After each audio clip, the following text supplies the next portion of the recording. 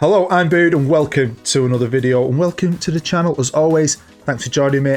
It's massively appreciated, as is the thumbs up, the comments, any patrons. You guys are legends. Even the guys who watch adverts, you're like freaking true legends. Because it all helps the channel keep going, keeps the wife off my back, and you let me do my hobby. And I appreciate that every single freaking day. Now, welcome to Race to the Serie A, or A, however you want to pronounce it. Now, if this is the first race video you've seen of mine, I've made two already this year. Race to the Premier League with some non-league teams, and race to the Champions League with some teams from the third tier from 4 different countries. So I wanted to do another one. I quite like Italian football. I have a lot of fun with Italian football on Football Manager. So I thought the next one should be this. Race to Serie A.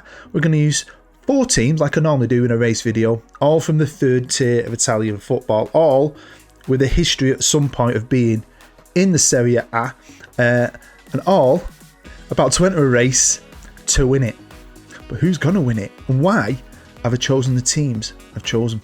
And the first club I've chosen is Pierre Chenza, a team that was reformed, I think in you can see on the graph right there, around the 2011-2012 season. There were massive financial difficulties, was declared bankrupt, got relegated all the way down and reformed into the club they are today, and they've worked their way back up and currently find themselves in one of the 3 groups of Serie C, and they're the only team I think that's going to be in Group A. A quick look on the profile, you can see the nicknames, the managers, the current managers, any icons. Feel free to pause it and have a look. They play in red and they play at the Leonardo Garilli Stadium. I'm not the best with pronunciations, but I'm going for that. 21,000 capacity. A team that, you know, had a stint in Serie A, and a team I think deserves to enter this race. Next up, we've got Sienna, another team that had financial difficulties and they couldn't register in Serie B. Got booted all the way down to Serie D, had to reform, and have found themselves here, there and absolutely everywhere in C. Got relegated and have recently been promoted back to Group B in Serie C. Now, they haven't got a manager at the start of the game, so that's quite interesting to see who they bring in first. Maybe it'll give them an advantage. They play at the Artemio Franchi, that's what I'm going for. Stadium is only 15,000 capacity. It's a good little club, good little stadium. How are they going to do? Next up, we've got CATANIA. I think that's how you say it. If I'm wrong, let me know in the comments. A club that spent a good long period in Serie A, as you can see, and a club I think had financial difficulties, but then also got caught match fixing. I think someone admitted fixing 5 matches. A couple of relegations, found themselves in Serie C, where they still are today. They play at the Angelo Massimino Stadium. I love that. 20,000 capacity. And this is where it's going to be difficult, really, because there's only 3 groups in the third tier. So it's always going to be tough for a couple of teams, because there's going to be 2 teams, because there's a lot of clubs you can choose for something like this in a group. So they've got it tough, along with the next team. MESSINA. That's what YouTube and Google is telling me. So that's what I'm going with. I love pronunciations because I'm so shit. Anyway, this little club isn't so little. They've got a good stadium, as you'll see in a minute. Now, from what I found out on YouTube, they've obviously had a little stint there in Serie A. But when they went down into Serie B, I think the owner said he wasn't going to register him. So they ended up, I think, got bought by Americans, to be fair. Have a bit of a rebrand. Spent a lot of time in Serie D. Came back up to Serie C for a bit. Then they've been back down in Serie D and have recently just got promoted into Group C. And they play out there, let's go for this, San Filippo Franco Scoglio Stadium. It's 38,000 capacity stadium. Built in 2004. That is something else. Now, there's a couple of things I think I need to talk about before we go any further. One is Palermo. If you're new and you're wondering, why have you not chosen Palermo? Perfect club for something like this. I used them in the race to the Champions League. I love Palermo. So I didn't want to use them a second time. Tiny little club with a tiny little stadium. But I was inspired by one of my subscribers, Eddie, who mentioned this club. And I looked into this club. And you might know I do a rebuild series. And this tiny little club has got 7 Serie A titles. Now, if you're a fan of a rebuild, it's always about taking a club who had past glories. Now, I've already been to Italy so far this year, but next time I go back to Italy, I'll be doing a rebuild with these. So the concept of the race, just in case you're brand new and this is your first video, is I give each team around £800 million each. I give them 250 million in commercial income every year guaranteed to keep them going, keep them pushing, just in case their rich owners decide to pull funding, which can happen. I give them great training facilities and youth facilities, so hopefully straight away they can start producing their own players. I don't touch the players, I don't touch the managers. I don't touch the stadiums just in case they want to improve them or build a new one. And I give them a high rep of around 9,000, which is very high, to hopefully attract good managers straight away, good players straight away. And then I just holiday and holiday and holiday until we get a winner. And the goal of this race is the first team to win Serie A. I don't care if one of them wins 15 Champions Leagues and one team wins nothing. If that team goes on and wins the Serie A, they're the winners. Now, one thing I like about this race as well is it's kind of a north versus south challenge. We've got two clubs up in the north, and then we've got two clubs down there in the south. And I didn't plan that, but when I was looking where they were just out of interest, I thought that was quite cool. So what I want you to do right now in the comments before you watch any more is bet on yourself. Have a bet. You've seen the clubs and the facilities.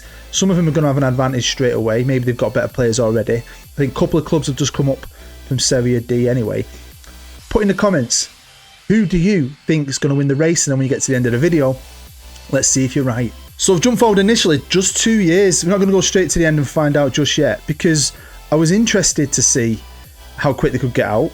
Also, I knew two teams were in the same group and I wanted to know how that would go, and it was quite interesting really. So in the first year, Catania finished 4th, and then the following year finished 1st. So they didn't get out in that first year because they were sharing the group with MESSINA, and they finished 2nd. So they didn't win that group. They went into the playoffs, and it's massive, the playoffs, and won the playoffs, beating Catania in the final. So I thought that was pretty cool. And then they've gone straight up the next year out of Serie B, and they find themselves already in Serie A. And to be honest with you, the two teams that came up from Serie D I thought would be on the back foot. So I love things like that, because you never know with these races. You can't really sometimes predict how it's going to go. Over to Piacenza, and they finished in their first year 3rd. So they went into that playoffs and obviously didn't get to the final. The following year though, they won Group B and now find themselves favourites with Catania to go up. But what are the rules? How quick have they got to battle it out? Let's find out. Not if they both finish in the top 2, but I don't know if you've noticed on that table, or you've noticed looking at other pages, where are the other two teams? Well, they of course find themselves already in Serie A. And what I love about it is it's the two teams that came up from D. The two teams, when I was looking at this, I thought I'd be on the back foot initially, and they're the two teams that find themselves straight there. They've got a head start now in that race to get better players in and push on. Will the other two teams catch them up? What will the other two teams do? Well, Sienna, I mean, some people are slating, didn't have a manager at the start, so maybe this was an advantage, because they appointed Ronald Koeman off the bat. Now I know people say he did crap at Everton, he probably did shit at Barca, fair enough. He was still a decent manager for that level, so they did get an advantage of that by starting the game with no manager, but it is what it is. Quite like it. MESSINA still have their manager from the start, although when you look at him, I won't say he's the kind of manager that's going to take him on to that next level, but he deserves a chance. Be interested to see if he can. And then Catania have got Gattuso, which is pretty cool. You probably noticed that before if you were looking. So they've got an advantage here, because Pierre Chenza still have their original manager, who ain't too bad. And that's why I thought, I'll be honest with you, I thought these would be the boys that went straight up off the bat, just because of the manager they had, and just because they're more established maybe, bigger history maybe in Serie A as well.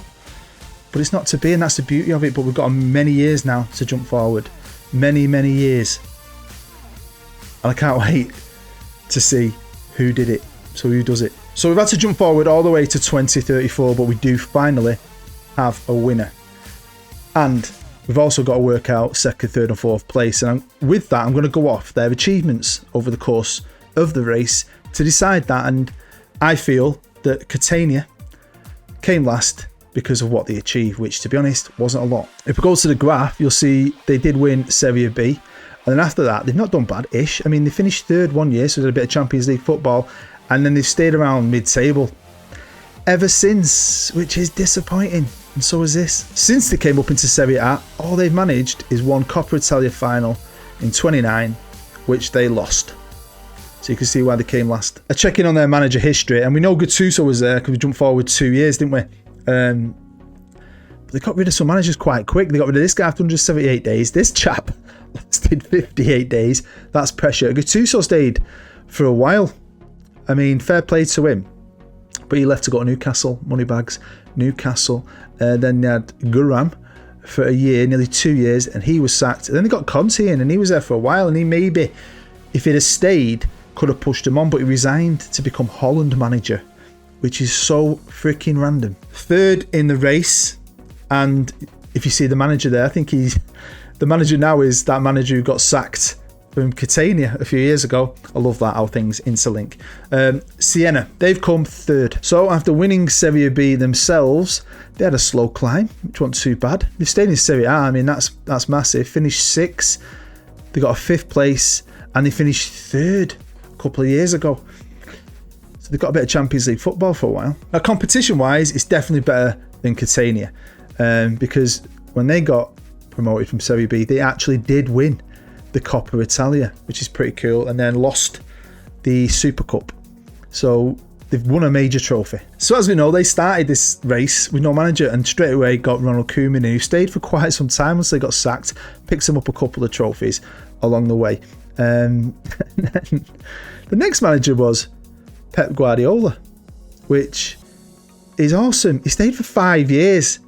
And you think with that money, someone like Pep in Serie A would do well. Spending money. That's what he does best. But he couldn't turn his club around. He couldn't achieve anything, and he quit and went to Atletico Madrid.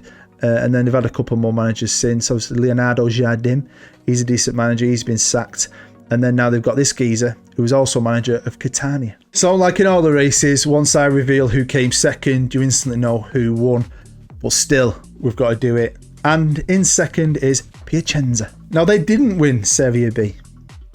It says right here they finished sixth, so that must have mean they went up in the playoffs. So fair enough to them. But once they got up, they've stayed. And their highest finish was third. That's the highest finish they've all had so far, isn't it? Third, so nearly got there. A bit of Champions League football. And they've been pretty consistent-ish since 8th, 6th, 3rd again. And just finished 5th this current season. So definite improvement. It's good to see them grow. Now, the reason they finished second is they've won a European trophy, albeit the Europa Conference, and they've won the Coppa Italia 2 times. Now, manager-wise, wow. Lots going on. Not going to go through it all. Just going to do some notables. Simeone Inzaghi stayed for 282 days and then decided to go to Brighton. Random. Then Xavi came in, nearly made a year, and got sacked. And then they've got Dejan Stankovic, who's been here for a couple of years, and it looks like on that graph, he's starting to grow him, but just not enough to win the race. Because the winner, and I was pretty shocked when I saw it, just because they came up from Serie D instantly, I thought they'd be on the back foot, is Messina. Because, I don't know why, it's random, but they are the current champions of Serie A and the winners of the race. Now, they got promoted by coming second in Serie B, and then once they got into Serie A, lovely rise up the rankings to 5th, and then they've come all the way back down to 9th, and then they climbed their way back up 6th, 5th, 2nd, so they nearly did it a couple of years ago, then 4th, so that's consistent Champions League, that, innit? And now winners, with Marcelino in charge. Now they too have won a Europa Conference League, and they too have a runners-up medal in the Coppa Italia, but that's the big one, the race winner. So the manager history is pretty interesting. It's not as long as the others. They kept faith a little bit more, especially with this chap right here, but who won them the Europa Conference. But what I found interesting was they went to Pep. Now Pep left, didn't he, to go to Atletico Madrid. So he jumped ship for what he thinks is a bigger club, because he was struggling when he was at a previous club for years and years and years, couldn't do anything, and then stayed here for a year and jumped ship again to go to Paris Saint-Germain. He's currently Paris Saint-Germain manager. So it's a bit annoying. He uses these teams in between when he gets sacked, and then if he gets an offer from somewhere bigger, he's off. So yeah, sod you, Pep. So he left last year. So the club was growing. Champions League with Pep in charge, weren't doing too bad. And then Marcelino's come in his first season, sorting out Pep's shit, wins the league and wins the race. So let's just check in on the history of a few things. And this is the Coppa Italia. And we know loads of them were runners-up. It took a few years for anyone to get in the final, but there we go. There's the first runner-up. Messina, a runner-up as well. So yeah, look at that. Pierre Chenza, to be fair, won the last 2 on the bounce. That is pretty cool. I quite like that. Beating Messina 2 years ago. Beating Juve this year. Siena's win right there. This is the Europa Conference League. As we know, 2 teams, 1-1. Messina in 28 and Pierre Chenza in 30. And there's me knocking Brighton, but fair play. They're up there winning trophies. And just in case you're interested, none of them ever reached a Europa League final. And even though quite a few of them have spent time in the Champions League, none of them reached the Champions League final. You never know stuff like this. They've got the money. They're all biggish teams. Now they are. So I thought maybe that could happen. None of them built a new stadium either, which I always get surprised by that because they're proper old school stadiums. Hopefully I've shown you some pictures. But none of them did anything like that. So yeah, I always feel like when they've got money, eventually they're going to upgrade. But they didn't, so fair play. They all stayed at their spiritual homes. But who spent the most to achieve what they've achieved? And did a team like Catania that finished last spend a ton of money and lose? Or was it because they didn't spend enough money? Well, we're not going to go for every transfer because it would take forever looking at every single year, trying to go through all the players they ever signed. So we're going to look at each team's best 11 page. And I'm going to tell you, they spent a combined total to finish last £1.5 billion. Sienna, who finished 3rd in the race, spent, I'm surprised by this, I thought they'd spend more. They only spent £1 billion, just crept over £1 billion. On to Pierre Chenza, who finished 3rd. Now, unlike in the Premier League, and maybe it's because on my Premier League race, once they get there, they get more money, don't they, in the Premier League? I mean, some of them teams are spending like £3 billion over a similar period. So they've still done well. I mean, back-to-back Coppa Italia winners at the moment. Fantastic achievement. But to achieve all that and to finish runners-up, they spent £1.5 billion. But what about the winners, Messina? What did they spend? Did they spend more money? Is that why they've achieved it in the end? Well, no. They didn't. They spent a lot of money. I mean, wow, I'd like this amount of money in my bank. But it wasn't record-breaking. It's not like 2-3 billion. They only just... Well, they didn't. Just short. It was like 985 million, which is pretty good.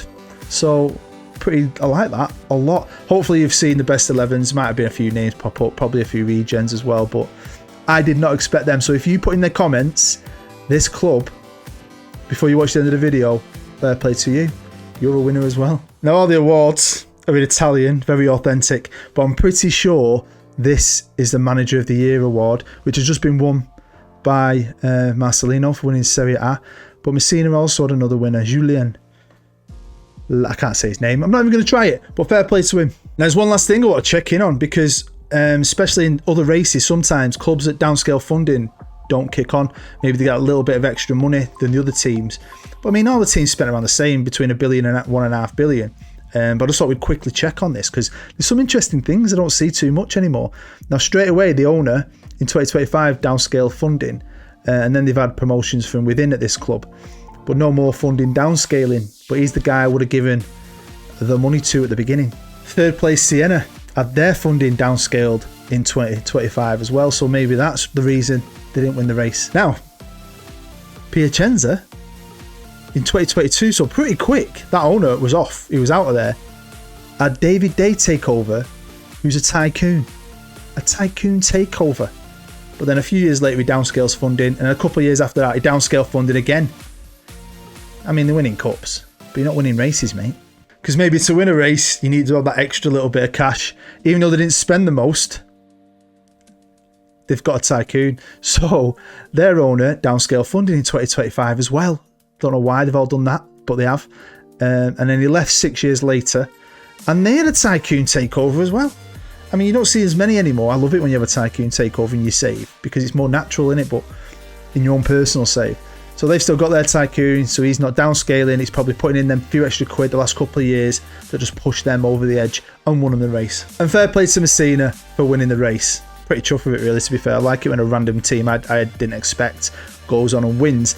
Now, I don't know if I mentioned this in my previous videos, but if you check the description of this video and those videos, you can find a save file download link to start the race yourself. If you fancy having a go, you can take over one of these teams, take on the other 3 clubs, and try and win the Serie A first. A little bit of money to help you out. You might have a bit of fun. It might just be a little fun save for you, a little bit of a challenge for you. If you do it, keep me updated in the comments of this video. Let me know. I'd love to know how you get on. So there we go. That is the end of race to Serie A. Can't wait to see the comments, see how many of you guessed it'd be MESSINA, because I definitely didn't. But thank you for watching. I really do appreciate it. Hopefully you've enjoyed it enough to hit the thumbs up. If you're new, you've enjoyed it enough to not only subscribe, but maybe go and check out my other content, especially the other race videos. As all with any of them, if you have a go of it yourself, let me know how it's going. I'd love to find out. But yeah, just a little bit of fun. I enjoy putting them together. Quite a lot of you seem to enjoy them. I think I'm going to do the Bundesliga next, because I do love a bit of German football. So there'll be another race video out pretty soon. So anyway, thank you. Thank you. Stay happy. Stay safe. I'm Booed. Bye-bye.